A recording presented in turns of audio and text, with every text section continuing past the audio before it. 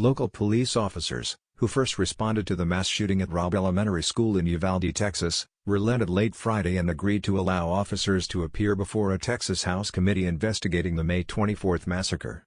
"We had several discussions today with the City of Uvalde, the City of Uvalde Police Department," Representative Dustin Burrows, the committee's chair, told the San Antonio Express News.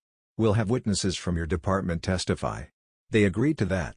The committee is scheduled to reconvene Monday after hearing multiple witnesses Friday, including two of Robb's elementary school teachers, Yvette Silva and Mercedes Salas, and two officers from the Uvalde Consolidated Independent School District Police Department, Officer Ruby Gonzalez and Lieutenant Mike Hernandez. According to the Houston Chronicle, the panel also visited the now-closed school, where they toured the classroom and laid a wreath outside. Burrows on Thursday questioned whether the town's officials would voluntarily testify. The City of Uvalde and Uvalde Police Department have made few public statements and halted efforts to release public documents detailing the botched response to the shooting that killed 19 children and 2 teachers. "It's taken a little longer than we originally anticipated," said Burrows, a Republican. "But those conversations have evolved throughout the day, so they're going to work with that." Uvalde police were the first to arrive at the scene, just 2 minutes after gunman Salvador Ramos, 18, entered through an unlocked door and stormed into adjacent classrooms, locking himself inside.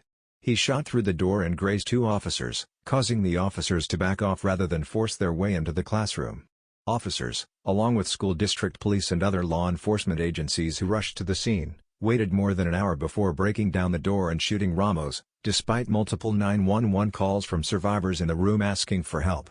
The House committee has been criticized for holding sessions behind closed doors that exclude the press and public observers. Burrows said the goal was to gain an accurate understanding of what happened that day, the Chronicle reported.